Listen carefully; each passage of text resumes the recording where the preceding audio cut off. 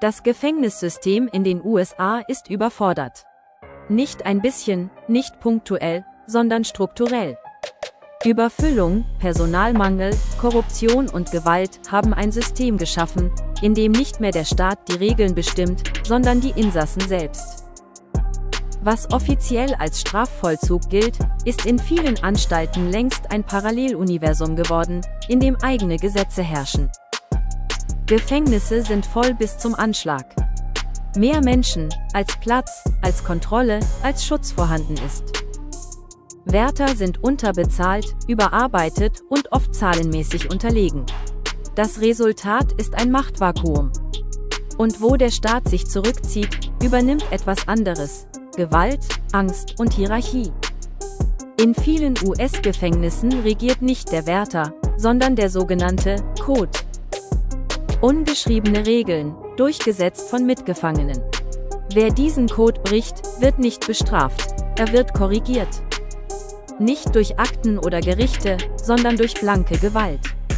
Der Körper wird zur Währung, Schmerz zur Sprache. Drogen sind überall. Waffen ebenso. Handys zirkulieren wie Schmuggelgeld. Offiziell illegal, inoffiziell alltäglich. Ganze Schwarzmärkte existieren hinter Gittern. Zigaretten, Essen, Schutz, ein Telefonat nach draußen. Alles hat einen Preis. Und wer diesen Preis nicht zahlen kann, zahlt anders. Schulden im Gefängnis sind kein finanzielles Problem. Sie sind ein Todesurteil auf Raten. Ein kleiner Gefallen wird schnell zu einer lebensgefährlichen Verpflichtung. Aus wenigen Dollar werden Hunderte. Aus Zeit wird Druck. Und aus Druck wird Kontrolle. Wer nicht zahlen kann, verliert seine Selbstbestimmung. Besonders brutal trifft es die Schwächsten.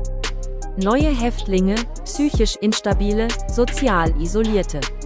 Sie werden beobachtet, eingeschätzt, ausgewählt. Nicht nach dem, was sie getan haben, sondern nach dem, wie sie wirken. Haltung, Blick, Körpersprache entscheiden darüber, ob jemand Ziel wird oder nicht. Gewalt dient nicht nur der Bestrafung, sondern der Abschreckung. Sie ist öffentlich, kalkuliert und effizient. Sie soll nicht nur einen brechen, sondern 100 andere ruhig halten. Und oft sieht niemand hin. Oder will nichts sehen. Berichte verschwinden, Vorfälle werden heruntergespielt, Verantwortung verläuft im Nichts. Das System weiß davon. Die Verwaltung weiß davon. Doch Veränderung kostet Geld, Personal und politischen Willen. Stattdessen lässt man Gefangene gegeneinander kämpfen. Das hält sie beschäftigt. Und fern von der eigentlichen Frage: Warum ist dieses System so kaputt? Die psychischen Folgen sind verheerend. Menschen zerbrechen. Manche verlieren den Bezug zur Realität. Andere betäuben sich mit Drogen. Wieder andere werden selbst zu Tätern, einfach um zu überleben. Empathie gilt als Schwäche. Menschlichkeit als Risiko. Was hier entsteht, ist kein Ort der Resozialisierung. Es ist eine Schule der Gewalt. Wer sie durchläuft, kommt oft härter, misstrauischer und zerstörter heraus als zuvor.